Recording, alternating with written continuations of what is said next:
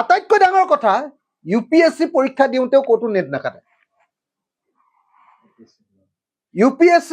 যে অল ইণ্ডিয়াত যে আটাইতকৈ ডাঙৰ পৰীক্ষাটো UPSC নহয় জানো UPSC পৰীক্ষাৰ কাৰণে নেট কাটিব নালাগে অসমত 3rd গ্ৰেড আৰু 4th গ্ৰেডৰ পৰীক্ষাৰ কাৰণে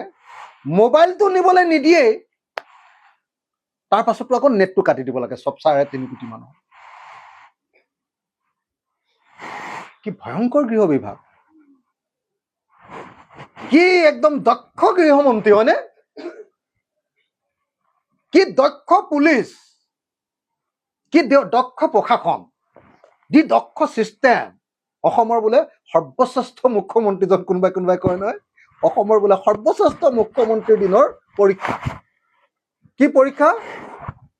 3127টা পোষ্টৰ কাৰণে 12 লাখ মানুহৰ পৰীক্ষাৰ্থী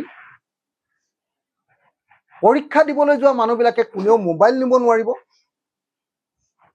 মোবাইলটো নিব নোৱাৰাৰ পাছতো পৰীক্ষাৰ ভিতৰত আকৌ গোটেই অসমখনৰ নেটটো কাটি দিলে ইন্টাৰনেট সেৱা কাটি দিলে এনেকুৱা ভয়ংকৰ হিটলাৰী শাসন পৃথিৱীত কৰবাত আছে নেকি কক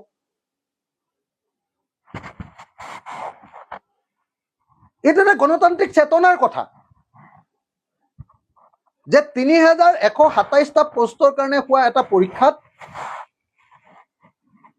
3.5 কোটি মানুহৰ স্বাধীনতা হৰণ কোনেও কৰিব নোৱাৰে এটা কৰিব নোৱাৰে আৰু এটা গৃহ বিভাগ আছে য'ত মোবাইল ফোন নিবই নোৱাৰে তাত আকৌ ইন্টাৰনেট সেৱা কাটাৰ প্ৰয়োজন ক'ত য'ত ভাৰতবৰ্ষত UPSC পৰীক্ষাৰ কাৰণে ইন্টাৰনেট সেৱা কাটিব নালাগে তাত অসমত 3rd গ্ৰেড আৰু 4th গ্ৰেড পৰীক্ষাৰ কাৰণে ইন্টাৰনেট সেৱা দিনটোৰ কাৰণে কত